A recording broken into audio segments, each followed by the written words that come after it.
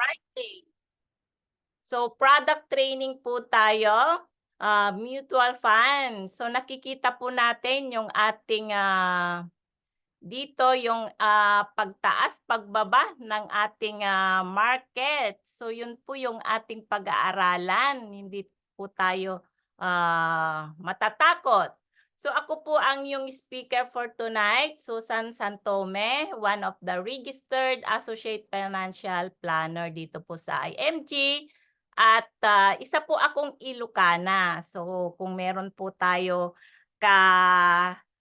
ka-barangay o kababayan dito po sa ngayon, kaway-kaway. So, magandang naimbag nga rabi itayo amin. So, from Cabugao, Ilocos Sur, 19 years na OFW po na nakabase po dito sa Milan, Italy. And I joined IMG September 2019, kaya malapit na po tayo sa 5 taon. So, one of the executive marketing director, Green Jacket, dito po sa IMG. And one of the licensed underwriter of Manila Bankers Life. And proud po ako na naging IMG campaigner for more than 4 years. So, alam nyo, nag-join po ako sa IMG dahil po dito sa mutual fund.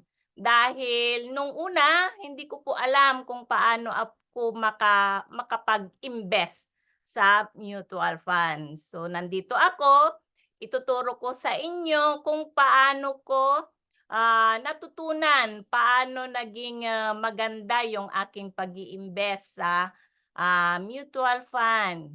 So ito po yung aking barilin nyo, yung aking code. Andyan. So, ang ating topic for tonight is mutual fund. So, what is investment? Ang investment is an asset or item acquired with the goal of generating income or appreciation in the future. So, marami. Lahat nga yung itatanong natin sa isang tao kung may investment kasi marami po tayong klase ng investment. Solid, liquid. So, ang investment is asset. Yung in the future, yung binili po nating bahay, in the future ay mag-appreciate yung value ng ating binili. At yung magbibigay, in the future, magbibigay yan ng passive income. Yung siya na yung nagbibigay ng pera papasok sa ating bulsa. So, investment po yun. I-differentiate po natin yung investment at savings. Investment versus savings. So, investment, yung in the future, mayroon po tayong pera o passive income, yung binibili po natin, magbibigay ng pera sa atin in the future. Versus saving, nag-iipon po tayo parang sa alkansya o yung mga sinasabi natin na palwagan. So savings yun, marami nga yung nagsasabi na mayroon silang investment pero yung palwagan ay hindi po yun investment kundi kinukuha natin yung pera na parang isang beses ay parang gagastusin natin yun, di ba? So, hindi po yun investment. So, investment ay ilalagay po natin means to put your money to work, magtatrabaho. Kung i-invest po natin yung pera. Sabi po ni Bill Gates, savings naman means put your money to rest. So nagsisave tayo, pinagpapahinga natin yung ating pera. So ano po yung maganda, savings or investment? So dapat alam natin yung ating ginagawa kung savings ba yan, pinagpapahinga natin yung ating pera. Sabi po ni Warren Buffett. While ni Bill Gates, investing means to put your money to work. Dapat matutunan po natin i-invest yung ating mga pera para magtrabaho para sa atin. Ayan, when? Kaya, kailan natin i-invest at i-save yung ating pera? So dito papasok yung ating 3 financial stages in life. So, nag-start po tayo ng ating mga trabaho. So, at the age of 25, nagkaroon na tayo ng trabaho. Dapat start na nating mag-ipon yung foundation natin ng finances natin. Dapat bumili tayo ng ating personal accident policy o yung ating healthcare, ngayon, nagtuturo tayo ng mga konsepto, kailangan natin i-apply yon. At the stage 1, yung man at work. Habang tayo ay nagtatrabaho, mayroon tayong trabaho, nag-i-invest na tayo dapat. Nag-start investing in equities dahil bata pa tayo, marami pang yung panahon na mag-compound yung ating pera. Kaya maswerte yung nakilala ni IMD, natutunan nila ng mas maaga yung mga konsepto. Dahil kung natutunan natin ng mas maaga, syempre tayo siguro ngayon ay nag-for good na dahil nakapag-ipon tayo ng mas maaga. So, stage 2, yung man and money at work. Dalawa na kayo nagtatrabaho. Ako at yung pera dapat meron na yung iniipon natin noon ay magtatrabaho na para sa atin. Yung age 45 to 58, late na nga yan, pero dapat i-review na natin yung mga financial goals natin. So, dapat yung ating mga financial goals, yung ating mga pangarap ay nakasulat po yan. At yung pera, nag-accumulate na yung pera natin. And may sapat na po tayong na health insurance or yung ating healthcare na may insurance. Dapat sapat. And kung gagawin po natin ito, talagang mapupunta tayo sa stage 3 na yung pera yung magtatrabaho para sa atin. During retirement age, hindi po basehan yung ating taon, yung ating gulang, kung kailan tayo magre-retire. Kung maaga tayong nag-ipon, nag-invest, ay mas maaga tayong mag-retire. So, accumulating money for retirements. Dapat yung pera na ay nagtatrabaho, nagbibigay na ng passive income para sa atin. Dahil sa pagtanda, syempre, yung ating lakas hindi na katulad nung tayo ay bata pa. Don't waste, yung hindi na natin yung ating pera kung tayo po ay syempre matanda na, hindi na tayo mag-invest sa mga equities. So, yung ating retirement dapat hindi natin hintayin yung 60 years old kung nag-ipon po tayo ng mas maaga. So, yun po yung 3 stages, financial stages in life natin. Na karamihan ay stranded tayo dito sa stage 1. Tayo lang po yung nagtatrabaho. So, kailangan po natin talaga i-apply yung ating mga matutunan dito. Money at work. Dapat pagdating ng panahon, yung pagtanda natin, may pera na magtatrabaho para sa atin dahil tayo nagpakahirap dito sa abroad. Tayo nandito sa abroad, kung tayong 15 participant, nasa abroad tayo, kailangan po nating magtabi, mag-ipon po tayo para pagdating na panahon, hindi tayo mag-stay dito sa abroad. Mahirap po yung tayo na lang po yung nagtatrabaho. Dapat may passive income tayo. Yung buhay hayahay pagdating po ng ating retirement. Gusto natin tayo yung blessing, hindi po tayo burden sa ating pamilya. So, kailangan pay yourself first.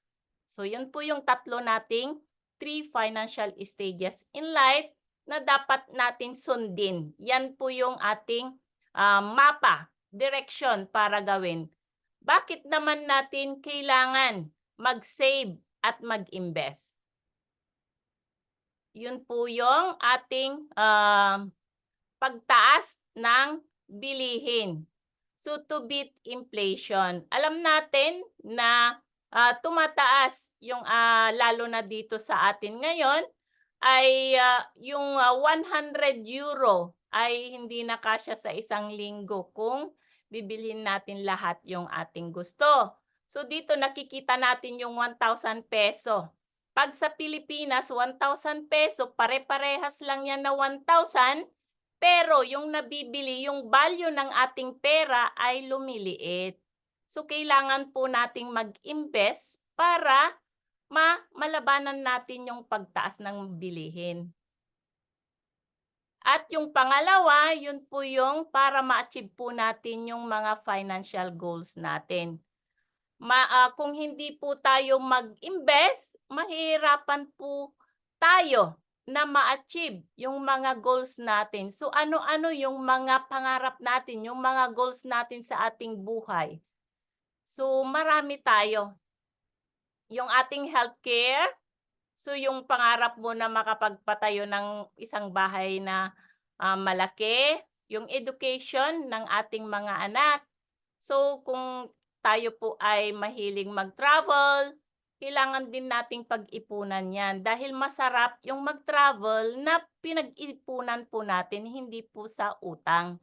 At yung ating retirement, pag-iipunan po natin. Wala pong iba na mag-iipon para sa atin, yung ating retirement. So yung savings, so lahat po yan ay mga goals. Example ng mga goals natin na pag-iipunan natin. Parang every time na tayo po ay kumita, dapat meron tayong itatabi para sa ating healthcare, para ba sa education, para maliit pa. So yung pagdating ng magko-compound po yan kung mag-i-invest po tayo.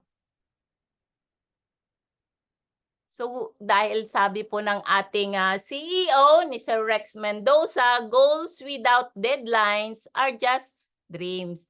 So yung mga goals natin dapat hindi lang pangarap, dapat alam natin ilang taon ba natin yan pag-iipunan. May deadlines, dapat tuldukan po natin para alam natin kung kailan natin makakamit yung mga goals natin sa buhay. How? Paano? Paano natin i-save at i-invest po yung ating mga pera? So dito po sa solution to build solid financial foundation. Dahil mayroon tayong mga priorities, dapat unahin po natin yung ating healthcare. Magkaroon ng proper healthcare at life insurance, yung ating healthcare, dahil health is wealth, yung ating kalusugan. Tayo po yung nagtatrabaho. Kung tayo man ay magkasakit, meron tayong healthcare. Ang life insurance naman ay para sa ating mga mahal sa buhay. In case tayo man ay kunin ni Lord, meron silang pera. May instant money na maiiwan sa ating pamilya and manage our debt. Kailangan po nating unti-unti na bayaran kung meron man tayong utang na malaki po yung interest dahil yun po yung anay. Anay po yan na hindi natin alam, kinakain na pala yung pundasyon. Hindi po natin maibuild yan ng tama kung meron po tayong mga utang na malaki po yung interest. And emergency fund, yun po yung ating 3 to 6 months. Dapat meron po tayong nakatabi na pundo para in case tayo man ay mawalan ng trabaho, meron tayong pondo. Hindi po tayo tatakbo sa utang. And investment, yun po yung last na gagawin po natin. Dahil madali lang po yung mag-invest kung tayo po ay properly protected. Yung investment, ito po yung mutual funds, stock market, yung ating most 18, so long-term healthcare. So lahat po yan ay investment. So kung tayo nahihirapan po tayo, kung marami yung nagsasabi na walang enough na sahod, so dapat pataasin po natin yung ating cash flow. Dapat meron tayong pumapasok o gawin po natin yung ating natutunan, gawin natin ang IMG business dahil makakatulong po yung kita po natin kung meron tayong matulungan, siyempre mas madali po nating i-build po 'tong ating solid financial foundation. So, saan po natin pwede i-invest ang ating mga pera? So, dito po sa roll of 72, kita po natin dito yung roll of 72, 'pag nag-invest po tayo sa 4%, 18 years yung ating hintayin bago magdoble yung ating pera. So, money doubles every 18 years. So, for example, kung tayo po ay 29 years old, 100,000, meron po tayong 100,000 na itinabi for example, sa bangko, time deposit, binigyan po tayo ng 4%. So, 100,000 yung pera mo. One time, nag-invest po tayo ng 100,000.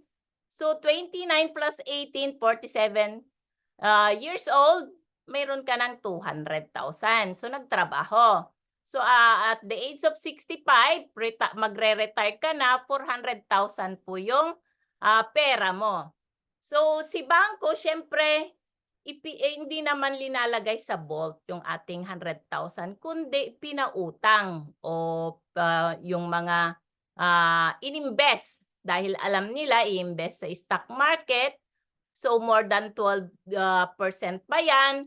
Pero kung tayo yung nag-invest sa 12% o si bangko ininvest niya sa 12%, 6 years, every 6 years, magdodoble yung ating pera.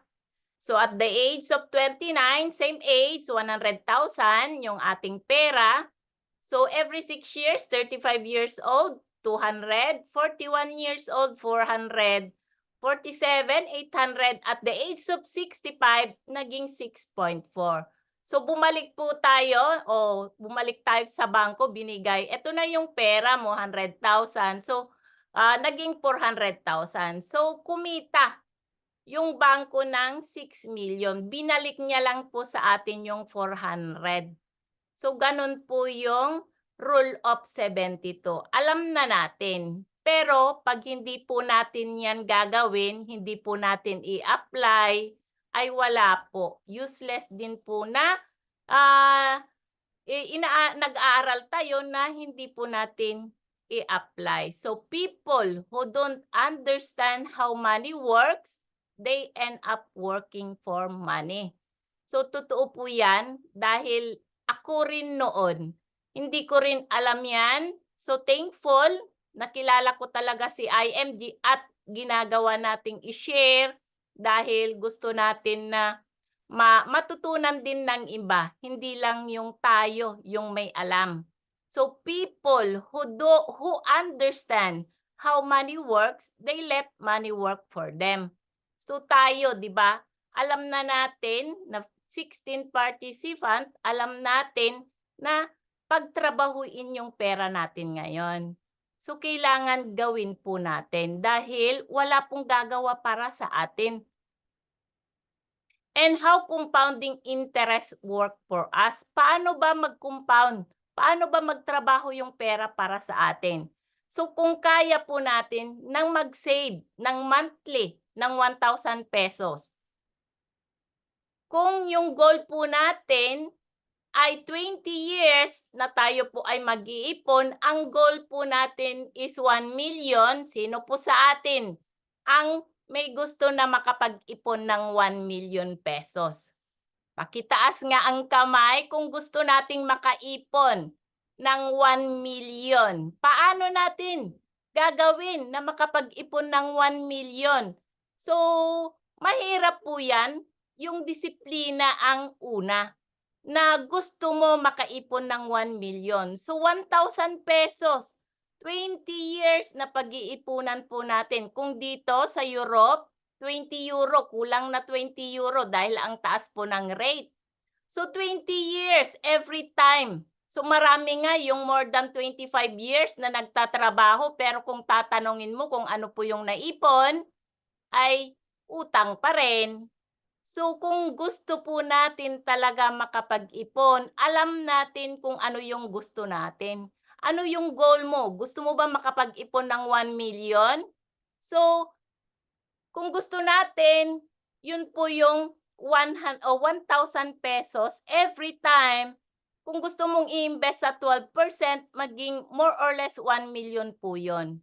So kung in 30 years na kaya mo mag-ipon ng ₱1,000, 3.5 million in 30 years. Pero kung gusto mo, kaunti na lang yung panahon, kung ilang taon ka na, 50 years old ka ngayon, gusto mo lang ng 10 taon makapag-ipon ka na ng 1 million, gawin mong 5,000 yung i-invest mo.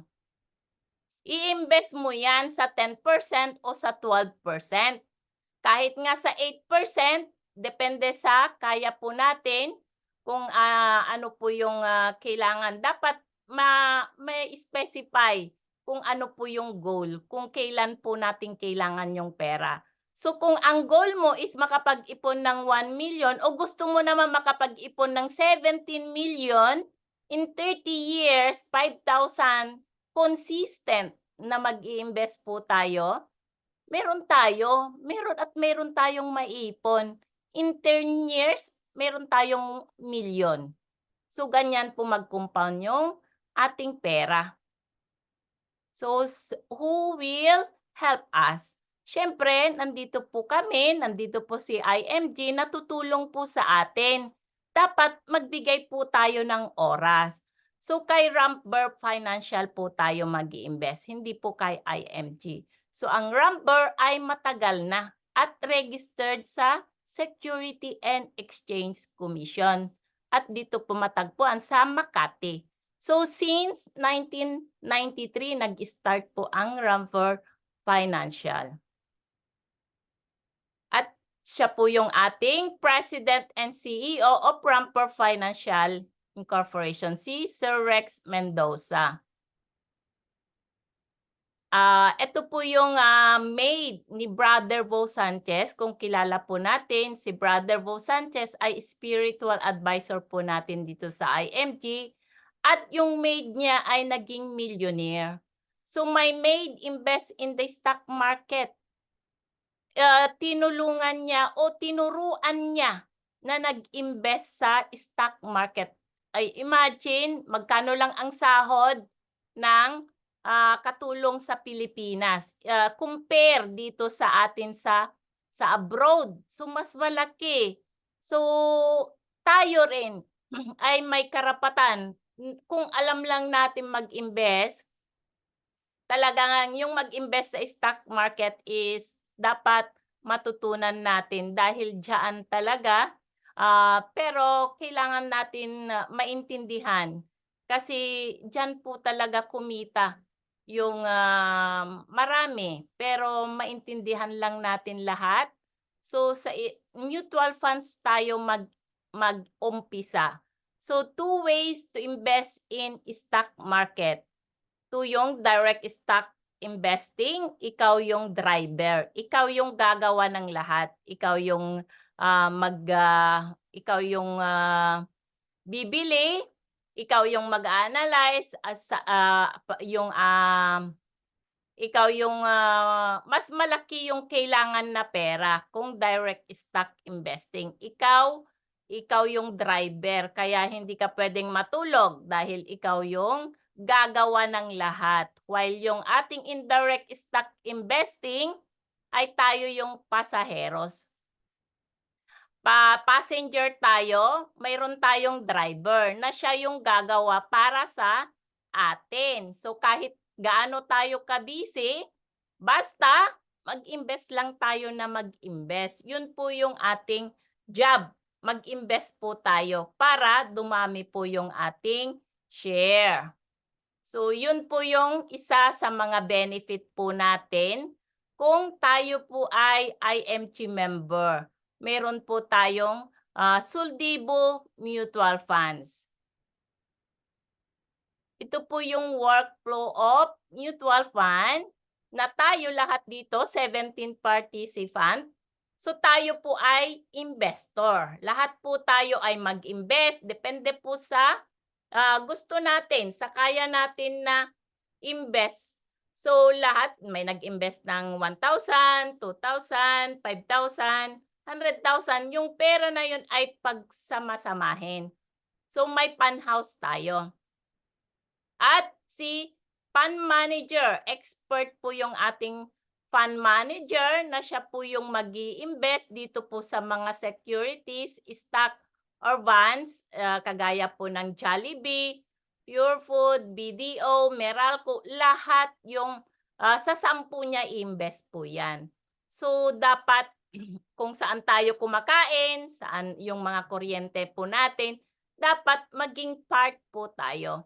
So, investor po tayo. Kikita yung ating pera, mag-generate po yan, ibabalik po sa atin. Kung kailangan na natin yung ating pera, pag kumita man yan ng 10%, 12%, pare-parehas po yung ibabalik po sa atin as investor.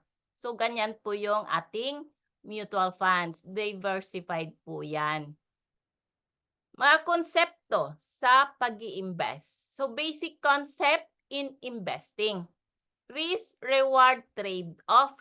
Yun po yung sa bangko, syempre marami yung sasabi, sa bangko na lang dahil walang risk. Low risk po sa bangko. Pero alam natin na parang walang low return, walang kita dahil 0.25% ang kita. Mayroon naman mas mataas diyan, 1%, pero depende po. So low risk po 'yan. Kung linagay po natin sa bangko, huwag po tayong mag-expect ng malaking kita. So kung high risk, high potential return. Kung tayo nag-invest sa stock market, alam po natin na malaki yung kita pero wag naman tayong magugulat. Up and down po yung ating market. Kaya dapat alam natin na yung pera na i-invest po natin doon ay hindi natin kailangan ng 10 years more. So, ganun po yung risk-reward trade-off. Diversification naman, parang pizza po yan na naka-divided. So, portfolio natin. Diversification meaning, hindi po natin ilalagay sa isang basket lang yung ating itlog. Dahil kung sa basket na iisa, kung bagsak po yung 10, bagsak po lahat. Kaya dapat nakakalat. Sa parang pizza na divided po yan, meron tayo sa stock, meron tayo sa properties, meron tayo sa power. So, dapat naka-diversified. Kaya nga, kung ating basket, ilan na yung ating basket, ilan na yung ating investment na meron tayo ngayon. So, kailangan hindi lang isa yung ating investment. Dapat marami. So ito po yung technique that makes a variety of investment within a portfolio. So kailangan nakakalat po yung ating pera, hindi po iisa. And rule of 72 ay ito po yung role na pag-aralan na natin, shortcut to estimate the number of years required to double your money at a given annual rate of return. Para alam natin kung kailan magdodoble yung ating pera kung i-apply po natin itong rule of 72. And compounding interest that earns from the accrued and the principal. Ito po yung most powerful concept in investing. Sabi po ng ating lolo, si Albert Einstein.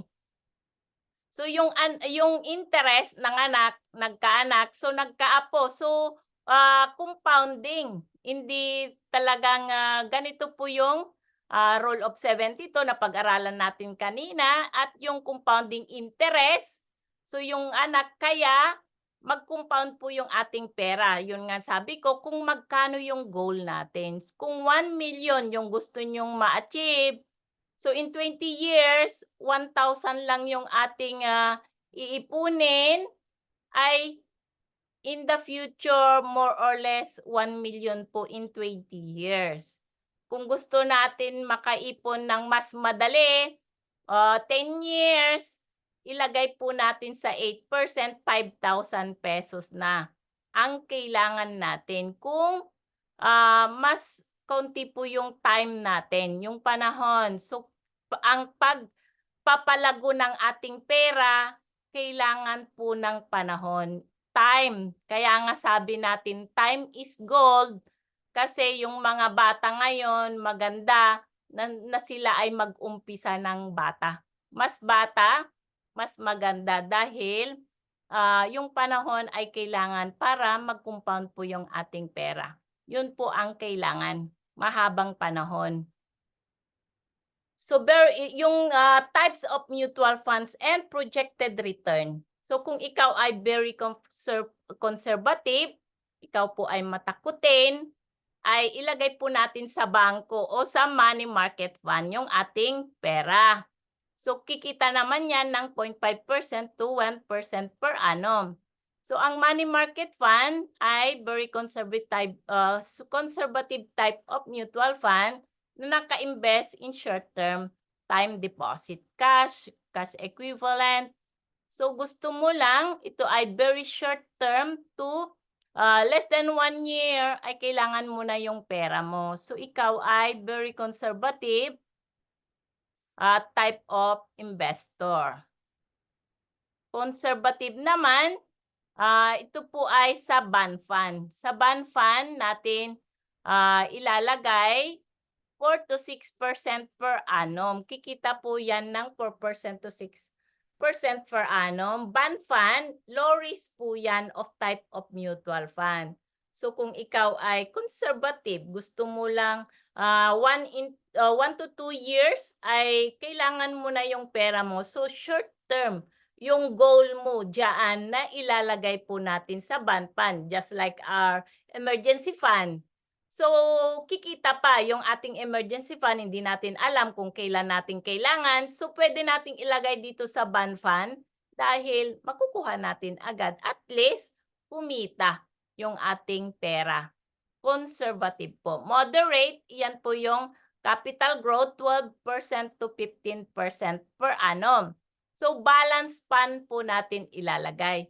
So, moderate risk type of mutual fund that invests in combination of equities, stock, and fixed income instrument. So medium and long-term growth. 3 to 5 years po yung recommended medium term po yan. Kung ikaw po ay moderate investor. Aggressive, so capital appreciation 15 to 18% per annum. So malaki po yung kita dito po kung kayo po ay aggressive investor. So dapat alam mo kung ano kang type of kinds of investor. Dapat kilala po natin yung ating sarili. Kung ikaw ba ay aggressive, ikaw ba ay very conservative, moderate, or conservative. So kung aggressive ka ay sa stock fund or equities. Ito po yung aggressive type of mutual fund that invests mainly in share of stock of corporation. So ang length of stay is long term talaga. So dito, malaki po yung growth, capital growth, and fund appreciation for a long-term period. 5 years, 10 years, 15 years, yung hindi po natin kailangan na pera for a long term, more than 5 years. Yung ating pang-retirement o yung mga bata pa ay dito sila sa aggressive kasi matagal pa yung panahon na kailangan nila yung pera o may panahon pa silang mag-save ng mas marami. So, aggressive para malaki po yung kita ng kanilang pera, mag-compound. Aggressive po ang investor. So kung ikaw ay aggressive, pwede mo ilagay dito sa stock fund. Pero yung ilalagay po natin, hindi po yung kailangan natin ng 2 to 3 years. Yung hindi po natin kailangan ng more than 5 years. Yan, kilala natin yung ating sarili kung ano po tayo, kind of investor. So benefits of investing in mutual funds. Affordability dahil as low as 20 pesos, pwede na tayong mag-top up sa mutual fund. Diversification, kita naman natin sa 10 na blue chips companies ilalagay yung ating pera. And tax exemption. Republic Act 8424. So professional, mayroon tayong professional fund manager. Convenience, kahit saan po tayo, basta may internet, pwede nating gawin. O pwede tayong mag-top up. And liquidity, kung kailangan po natin yung ating mga investment, 3 to 5 days, pwede po nating i-redeem yan. And safety, dahil regulation and disclosure, safety po yan at transparent, nakikita po natin sa ating portal. Yan yung ating mga benefits. Net asset value per share. So yun po yung tinatawag natin na NAVs. Ano ba yung NAVs? So net asset value per share. Yung presyo ng ating share na binibili. Pabago-bago po yan. So kung 1,000 peso, ang NAV per share is peso o piso, yung NAVs per share. So, magkano yung nabili ng 1,000 pesos? So, 1,000 share po yan. So, i-convert lang po natin. NAV per share, yung presyo, 1 peso. So, 1,000 yung nabili ng 1,000.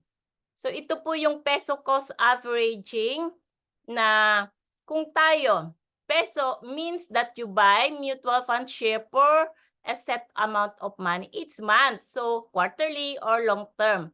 So, depende po sa atin. Kung every month, so ito po yung magkaibigan na si John at saka si Peter.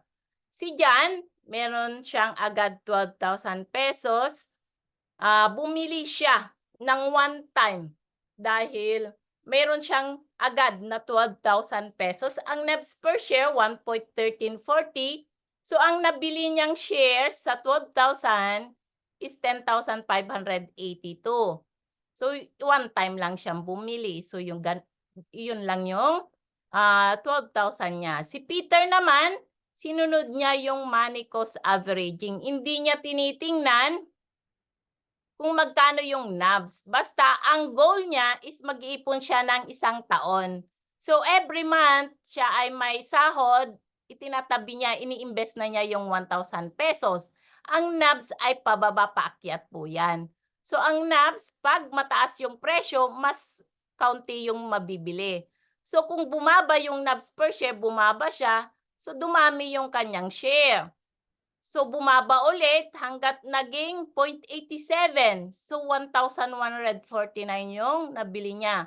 So pag itotal po natin yung share na nabili niya ng 12,000 in 12 months, ay mas marami po siyang nabili, 11,952. So ganun po yung cost averaging na dapat hindi natin timingan, kundi dapat may goal tayo na mag-iipon every month. Hindi natin kung ganyan yung ating susundin, mas kumita po tayo. Mas marami po yung mabibili po natin na share. So alam natin yung scenario 1, yung tatlong scenario. Itong scenario 1, so ano ko na lang, 100 peso. Kung yan po makikita po natin tumaas. Nagsimula sa 10 pesos hanggang naging 5, naging yung 6 months is 20 pesos po yung per share. So 5 na lang yung nabili niya. So i-divide natin yung 100 divided by 10, 10 yung mabibili na share. So kung 20 pesos 5 share na lang yung mabibili niya. So, tumaas. Kaya yan, pero 'pag, tinotal po natin yung share is 42.28, ibinenta. In case binenta na niya at the 6 months is 845.60 minus yung 600 na puhunan niya in 6 months. So, yun po kumita pa rin siya. Dahil nag-invest siya ng, continuous 6 months po 'yan. So, ang senaryo tumaas na tumaas yung presyo ng NABS per share, pero kumita pa rin siya. 'Yan po yung scenario 1. Scenario 2 ay, bumagsak. Bumagsak ng 2 buwan, pero unti-unti siyang nakabangon. Bumalik po sa 10 yung per share. Pero kumita pa rin siya. So tatanong ko mamaya kung anong senaryo yung gusto nyo. So yung senaryo to is naka-recovered po siya ng 10 peso per share. So ang total na nabili niya 85.25 times 10 pesos dahil 10 peso. Hindi po kung ito po yung pag hindi po natin ibebenta sa 10 peso, makapaghintay pa tayo ng mas konti para tumaas, ay mas lalo po tayong kumita. Pero pag ibinenta niya sa 10 peso, ay kumita pa rin siya ng 252 peso and 50 cents. So, okay lang yung scenario 2, kumita pa rin siya. So, ang scenario 3 naman, ito ay bumagsak. Nag-10 peso, bumagsak siya ng 4, 2, 1, umakyat pero hindi po siya naka-recover. Hindi na tumaas ng 10 peso. So, 4.50. So, pag ganyan po yung presyo na mababa, dapat bumili pa tayo ng mas marami. Dahil dyan po tayo kikita. So, tingnan natin yung 6 na buwan. Di ba, ang dami niyang nabili na share, 257.22. Pero, pag makapaghintay pa tayo ng mahabang panahon, hindi po natin ibebenta yan. Pag naging 20 pesos or 30, ay dun talaga tayo kikita ng mas malaki. Pero pag ibinenta niya, kahit mababa yung presyo dahil marami po, ganon, hindi natin maintindihan. Kung papasok tayo sa investment, dapat hindi po natin talaga wini-withdraw yan. Kung maintindihan natin, dapat talaga yung susundin po natin yung ating solid financial foundation. So kita natin, malaki po yung kinita niya. In 6 months, kahit bumaba yung presyo, kumita siya ng 92.9%. So ano na lang, kung nakapaghintay pa siya ng mas ilang buwan at bumalik sa 10 peso, grabe, ang daming kinita ng kanyang pera. So ganun po yung kitaan sa ating mutual funds. So dapat mag-invest po tayo. Maging parte po tayo. Ayan, yung scenario 1, 2, and 3. So, alin dyan yung gusto natin? Yung scenario 1, 2, and 3, dapat yung scenario 3 yung ating gawin. Kung meron tayong pera dyan, kung mababa, lalo na ngayon, mababa pa yung presyo ng NABS per share. So, be certain in uncertain time. Not timing is the better ally to help build wealth for your family. For our family, this is not a get-rich-quick scheme. Dapat long-term po yung ating goal dito. Kailangan po nating mag-invest na mag-invest. Consistent. Huwag nating timingan na ano yung ating NABS per share. Kailangan invest po tayo. So, how to invest in stock market? Ito po yung kailangan. Kailangan po nating IMG member. Mag-IMG member ka to avail zero load. Tapos, i-fill up natin yung ating e-join. So, pwede nating i-transfer o yung sa credit card at, eto po yung Neurocast na. So, automatic 'pag Neurocast meron tayong username and password. So, meron na tayong IMG portal kung tayo po ay member ni IMG. So, meron tayong dashboard na ganito. Makikita na natin lahat yung ating mga benefits. So, nandun na po agad yung ating 1,000 pesos na converted into share. So, kailangan mag-top up naman tayo. Hindi lang yung 1,000, ilang taon na po tayong IMG member. So, IMG member enjoyed zero entry fee for all mutual fund investment. So, enjoy po tayo. Zero load po tayo. Sales load. Wala po tayong kaltas. So, invest lang po tayo. So, ang maganda dito sa IMD, transparent. Nakikita po natin ilang share ba yung ating nabili. So, ang goal po natin, dapat may goal tayo. Sabi ko nga, nakasulat dapat yung ating mga goal. Para saan ba yan? Magtabi po tayo. So, June na ngayon, dapat yung mga goals natin ay malapit na ma-achieve natin. So, ayan yung ating soldibo. Dapat padamihin po natin. Paramihan po tayo ng share. So, do something today that your future self will thank you for. Kailangan magtanim po tayo. Pasasalamatan natin ang ating mga sarili kung mag-iipon po tayo ngayon.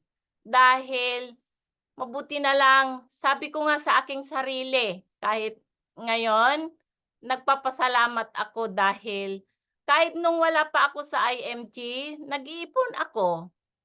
Pero malaking tulong na nakilala ko si IMG talaga dahil hindi ako makakapag-invest sa mutual funds kung hindi po kay IMG. So it was not raining when Noah built the ark. So kailangan magtabi po tayo. Magtabi at magtabi hangga't ma-achieve po natin yung ating mga goals. Tips in investing. Know what you're buying and investing. So dapat alam natin para ma-excite tayo o every time na tayo po ay mag-i-invest, kung alam po natin para saan ba yung aking pinag-iipunan. So, paggising natin sa umaga, syempre alam natin para saan ba. So, parang maganda yung ating pakiramdam kung tayo po ay may nararating, may na-achieve po tayo. No such thing at short-term investment. Wala po yung get rich quick, double your money. Kung may nagsasabi po sa atin, mag-invest ka dito after 6 months, dudoble po yung pera nyo. Dapat tumakbo na po kayo. Kung hindi, itatakbo po yung ating pera. So, dapat i-apply natin yung ating mga natutunan. At wag po tayong magsawa na mag-learnings dito sa IMG. So, no low risk, guaranteed high return investment. Wala pong ganon. Kung tayo po ay nag-invest sa low risk, low return din po yung balik. So, kung ikaw nag-invest sa high return, so mas malaki po yung risk. Ano naman sa atin, sa buhay natin lahat ay may risk. Pero ano natin yung risk na yan kung patuloy po tayong nag-aaral. Remove emotional attachment. So kung alam natin kung ano po yung ginagawa, dito pinag-aaralan natin kung nakatapos tayo sa workshop. So kung tayo po ay IMG member, dapat hindi lang isang beses tayong umattend ng workshop. Ako nga 5-6 na beses na yata akong maka-attend ng ating workshop dahil dun tayo matututo talaga. Para wala yung takot. Hindi ka natatakot kung alam mo po yung pinaglalagyan po natin ng ating mga pera. So excuses, ang dami nating excuses, walang time. So tanggalin po natin yung mga excuses na yan dahil Never let a good crisis go to waste. Yun nga sabi ng ating guro, si Sir Rex, dapat, 'wag nating kaligtaan, hanggang ngayon maganda pang bumili po tayo. Yun nga kung tumaas na yung ating ekonomiya, sabi nga ni Sir Rex nung ako'y umattend ng, ano nila last Tuesday ni Brother Bo Sanchez, kung maganda na yung takbo ng ating market, yung hindi tayo maging part. Ngayon, kung hindi tayo matuto, hindi tayo mag-iimbes, kung tumaas na 'yan, kung hindi tayo mag-invest ngayon, tataas na, ay hindi tayo naging parte. So, dapat talaga is, maging part po tayo. So, 'wag nating sayangin yung krisis na 'yan. Yung crisis na nangyari ay hangga't ngayon is red pa rin. Ang ganda yung bumili ng ating mga share. An investor without investment objectives is like a traveler without a destination. Anonymous. So, dapat ang objectives nating parang yung sumakay tayo ng taxi na hindi natin alam, tatanong ng taxi driver saan tayo pupunta, hindi mo alam sasagot. So, ganun po yung ating, investor na wala po tayong alam mo kung saan po yung patutunguhan natin. Yung destination dapat alam po natin. So, yung mga goals natin nakasulat yan para marating natin. Alam kung na ba tayo, naka-halfway na ba tayo sa ating goal. So, ikaw lang po yung, nakakaalam dahil itinuturo na sa atin yung step by step, yung direksyon para lahat po tayo ay hayahay po yung ating buhay pagdating ng panahon. So, ako po si Susana Santome, clear po yung aking objectives in my investment. So, sila po yung aking mga big why, ang nanay, tatay ko, yung anak ko. So, happy investing. So, best time to start. Dapat mag-umpisa po tayo. So, happy investing. To God alone be the glory. Salamat po sa nag-stay na 16 participant. Sana meron po tayong natutunan. Kung meron kayong tanong, pwede po tayong magtanong. So, thank you and God bless po sa ating lahat. Coach? Yan, thank you so much, Coach Susan, 'no? Talagang very clear talaga dapat yung ating objectives. Ayan, stop recording ka na. Ay, thank you, Coach. Sa 'Di ba 'no, talaga pong sa pag-iipon, dapat napaka-importante na meron tayo una sa lahat, ayan, hindi mo pa napindot yung stop recording.